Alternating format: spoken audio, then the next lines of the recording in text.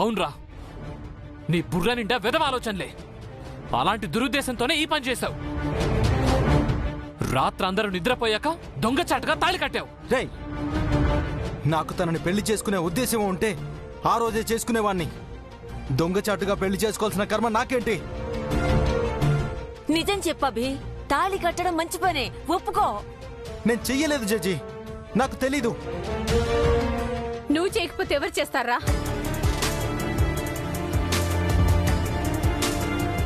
వాడు తనకు తెలియదంటున్నాడేంటి చంద్రిక? వాడు కట్టకపోతే దివ్య కట్టిందేమో. దివ్యమ్మా, మీరు ఎంటర్ అయ్యే టైం వచ్చింది. అయితే ఎంటర్ అయిపోతాలే. నీకు నా చెల్లిపై ప్రేమ ఉందో లేదో కానీ నాపై పగుంది, అందుకే ఇలా చేశావు. ఏంటండి అందరూ వచ్చి మానే ఆడిపోసుకుంటున్నారు?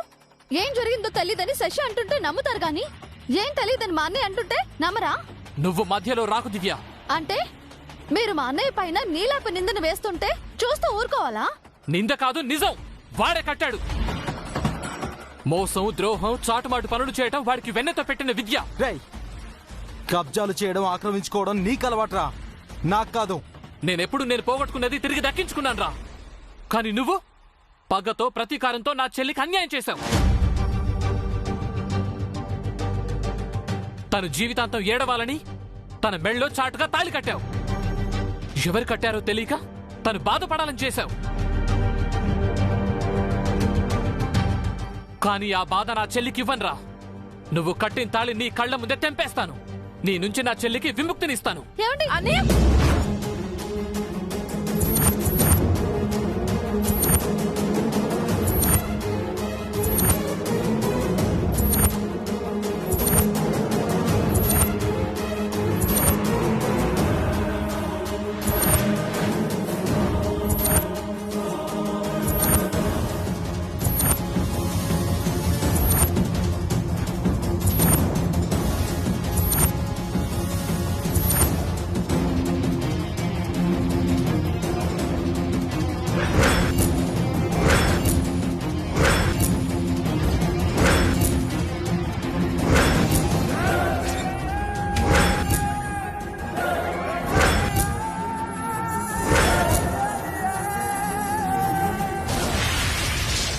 తీసుకోరా, ఈ తాళిని మెడకు బిగించుకొని చావు.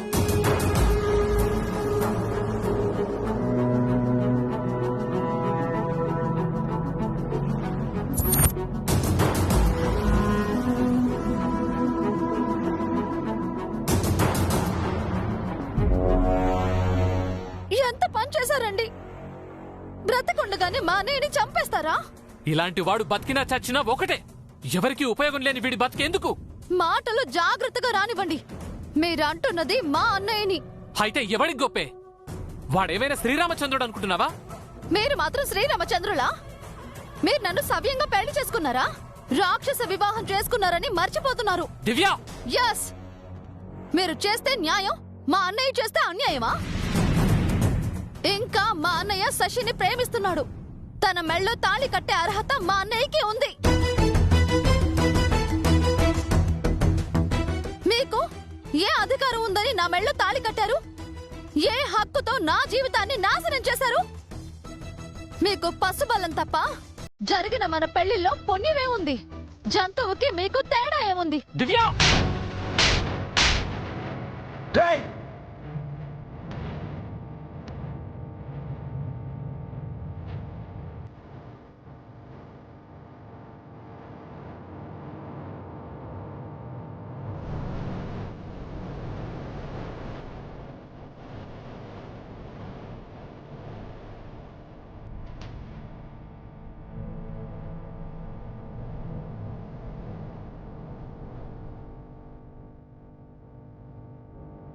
నా చెల్లినే కొడతావురా? కొడతాన్రా. తను నా భార్య. ఏమైనా చేస్తాను. ఏం చేస్తావు? ఏం చేస్తానా? ఏం చేస్తానో చూడ్రా.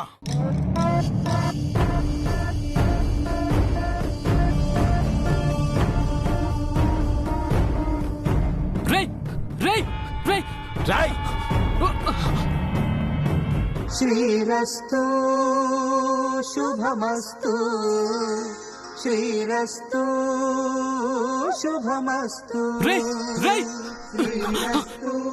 రేయ్, ఆగరా! శుభమస్తు శ్రీరస్తు శుభమస్తు శ్రీకారం చుట్టుకుంది పెళ్లి పుస్తకం ఇక ఆకారం దాచుతుంది కొత్త జీవితం శ్రీకారం చుట్టుకుంది పెళ్లి పుస్తకం ఇక ఆకారం దాచుతుంది కొత్త జీవితం. రేయ్, నేను అప్పుడు తాళి కట్టలేదురా, ఇప్పుడు కట్టాను. ఇప్పుడు ఏం చేస్తావురా? శ్రీరస్తు శుభమస్తు.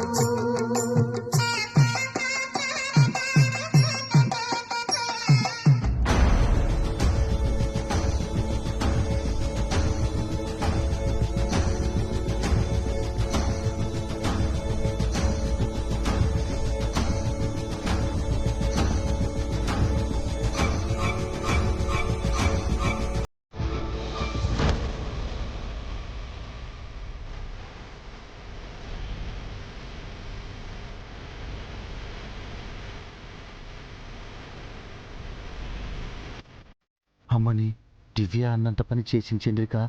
అందరి ముందు అభితో తాళి కట్టించేసింది. చెప్పానా అది మామూలు ఆడది కాదు అని. ఆ రోజు నువ్వు నా చెల్లి మెల్లో ఎలా తాళి కట్టావో ఈ రోజు నీ చెల్లి మెల్లో అలాగే తాళి కట్టానురా. ఇప్పుడు శశి నా భార్య. ఏం చేస్తావు?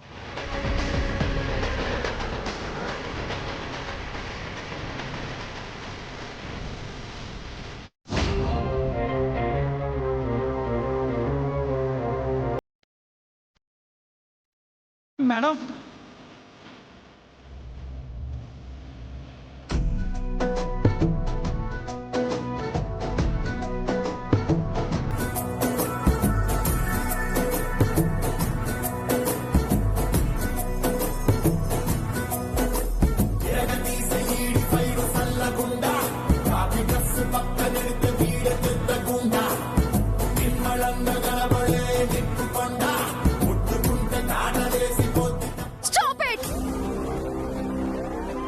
నేను అదే చెప్తున్నా.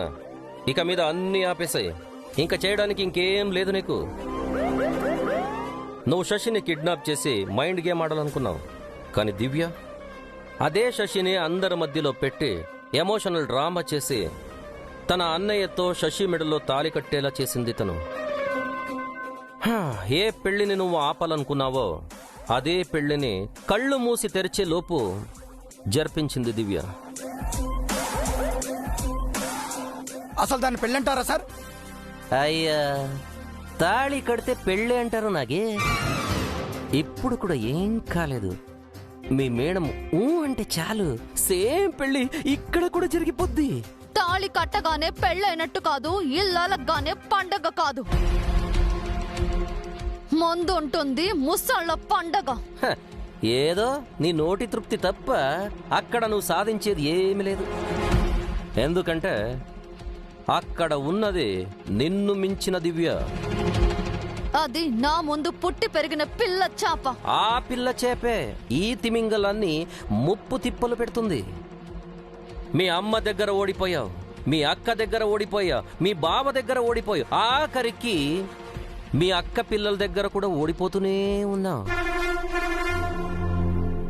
ఇంతమంది దగ్గర ఓడిపోతూ ప్రతిరోజు ప్రతి ప్లాన్లో ఫెయిల్ అవుతూ నీకు షేమ్ అనిపించట్లేదా? ఇంకా ఇంకా అవమానాలు పడాలనుందా? ఇంకా పరిగెత్తాలనుందా? అక్కడ సడన్ గా పెళ్లి జరిగితే ఇక్కడ మా మేడం ఏం చేస్తారు సార్?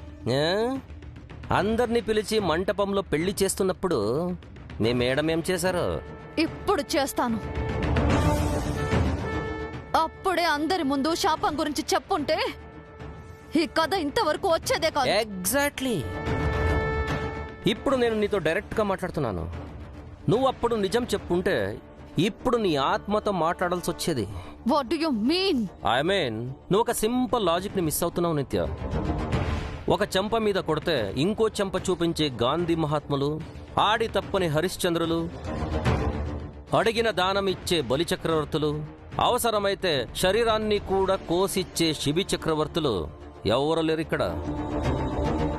నొప్పి అనిపిస్తే కుట్టిన చీమనైనా కొట్టిన మనిషినైనా ఎదురు తిరిగి నలిపేసే మనుషులే ఉన్నారిక్కడ. సపోజ్ నువ్వు చాణక్య దగ్గరికి వెళ్ళి శాపం గురించి చెప్పావే అనుకో, తనేం నిన్ను మెచ్చుకుంటాడనుకుంటున్నావా? ఇన్నాళ్ళు ఈ విషయం ఎందుకు చెప్పలేదు, పెళ్ళయ్యేంత వరకు ఎందుకు ఆగావు, నా చెల్లిని చావుకు అప్పగిస్తావా అని ఫస్ట్ నీ మీదే అటాక్ చేస్తాడు. నువ్వు చనిపోయాక చాణక్య అభిలో గొడవ పడినా నీకు అనవసరం కదా. చాణక్యను వదిలే. నువ్వు చాణక్యకు శాపం గురించి చెప్పిన విషయం అభికి తెలిసిందనుకో, తన చెల్లిని టచ్ చేసినందుకే నీ జుట్టు కట్ చేశాడు. తన ఫ్యామిలీ సీక్రెట్ని టచ్ చేస్తే నీ పీక కట్ చేయడం అభికి ఎంతసేపు? అభిని కూడా వదిలేసాయి. నీ అక్క కూతురు ముమ్మూర్తుల నీ పోలికలు, మీ అక్క బుద్ధులు వచ్చిన దివ్య ఒకే టైంలో మంగగారులా ఉండగలదు, నీలా కూడా ఉండగలదు. మంచికి మంచి, పంచికి పంచనమాట. నువ్వు శాపం గురించి నోరు జారావనుకో, వాళ్ళ అమ్మా నాన్నకి ఇచ్చిన మాట మర్చిపోయి పెళ్లి ఎంత ఈజీగా చేసిందో అంతే ఈజీగా నిన్ను చంపుతుంది. వీళ్ళెవరూ కాదు, ఏసీపీ ఇళయరాజా అనే నేను గతంలో మంగగారి పట్ల గౌరవంగా, జయసూర్య పట్ల స్నేహంగా మెలిగిన కారణంగా తన పిల్లలకు నీ వల్ల అన్యాయం జరుగుతుంటే చూస్తూ ఊరుకోను. చట్టం తన పని తాను చేసుకుపోయినట్టు ప్రేమించిన దానివని కూడా చూడకుండా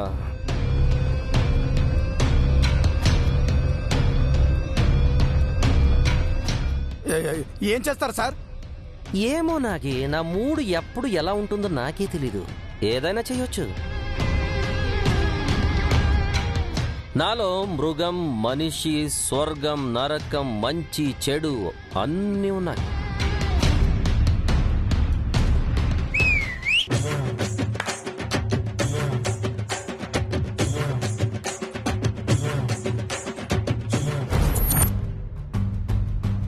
చాణక్య అభి దివ్యంలో పక్కన పెడితే ఈయన మాత్రం మహాప్రమాదం మేడం. నిజంగా ఎప్పుడు ఏం చేస్తాడో ఆయనకే తెలీదు.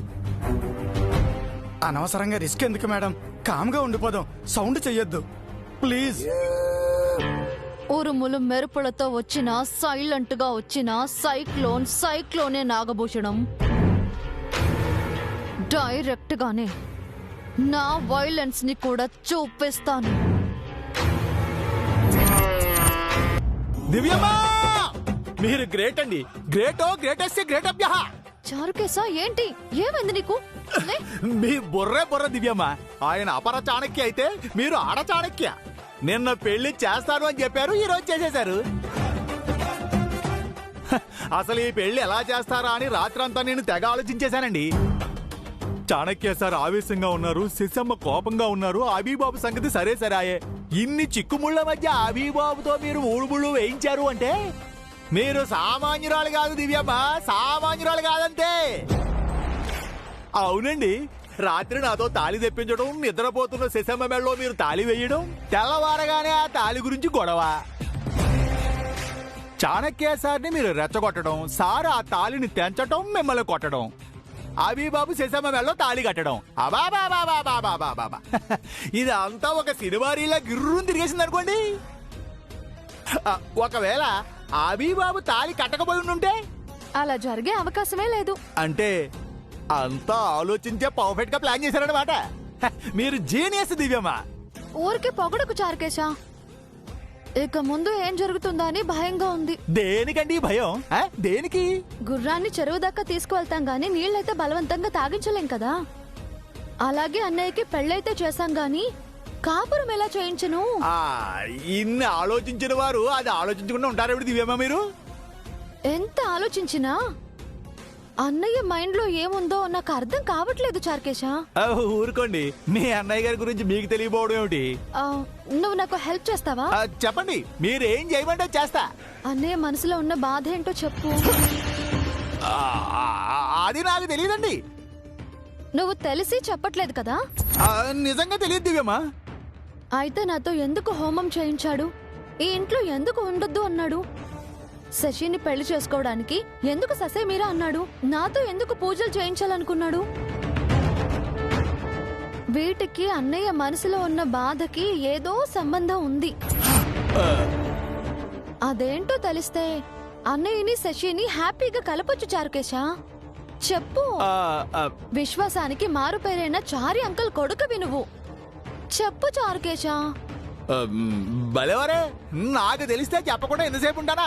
ఎప్పుడో చెప్పుండేవాడిని. నీకు తెలుసు అని నా అనుమానం. నాకు చెప్పొద్దు అని మా అన్నయ్య నీకు చెప్పాడు కదా. అబే అదేం లేదు దివ్యమ్మ. దివ్యమ్మ, నాకు ఫోన్ వచ్చింది, నేను మళ్ళీ వస్తానండి. హలో చిన్నారావు, నేను ఎక్కడుంటే నీకు ఎందుకురా?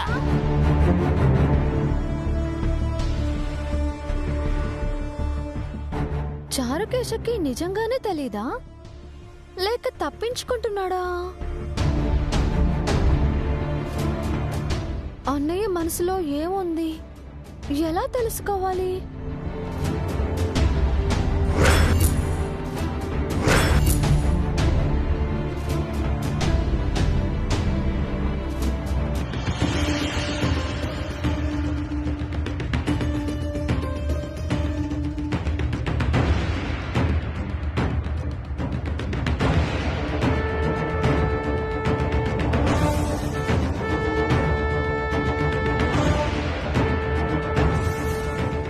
దివ్య, ఏమైందమ్మా?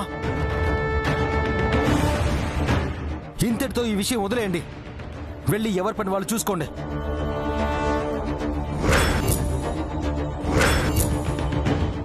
మీరొక క్రతువు చేయాలండి. నదీ తీరంలో స్నానం చేసి పూజలు చేయాలి.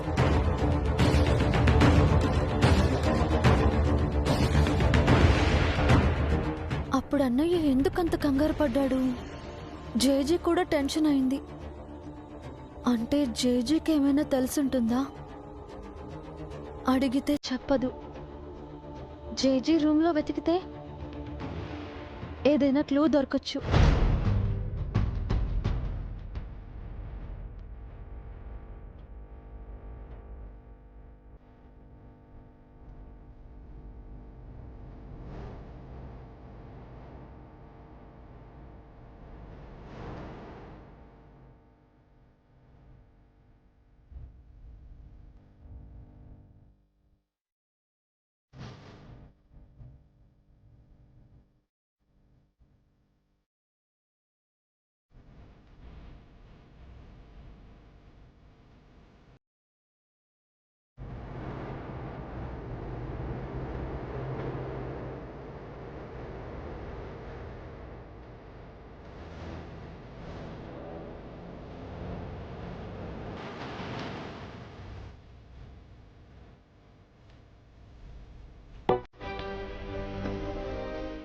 ఏంటివి పాతకాలం నాటి తాళపత్రాల్లో ఉన్నాయి?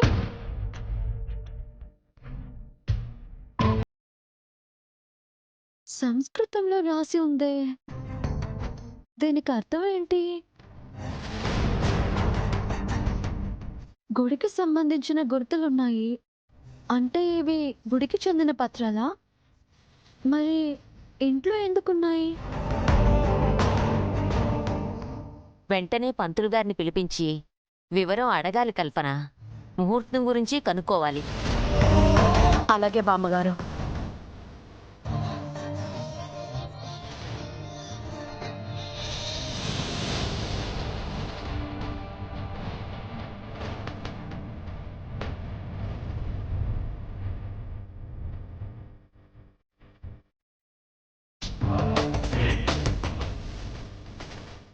దివ్య, ఇక్కడేం చేస్తున్నావమ్మా? ఊరికే వచ్చాను జాజీ. మీ దగ్గర చాలా పుస్తకాలు ఉన్నాయి కదా, నేను చదవడానికి ఏదైనా మంచి పుస్తకం ఉంటుందేమోనని చూస్తున్నాను. నువ్వు చదివే పుస్తకాలు నా దగ్గర లేవమ్మా. అన్నీ పురాణాలకు సంబంధించినవే ఉన్నాయి. అవును జాజీ, అవే ఉన్నాయి. నాకేం వద్దు, నేను వస్తాను.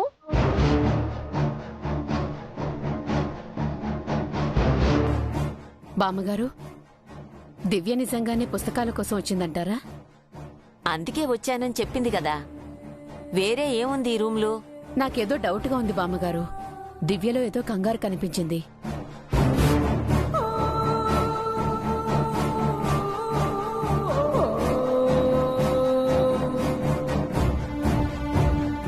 పుస్తకాలన్నీ ఉన్నాయే, దివ్య ఏమి తీసుకువెళ్ళలేదు. ఎందుకు కంగారు పడిందబ్బా?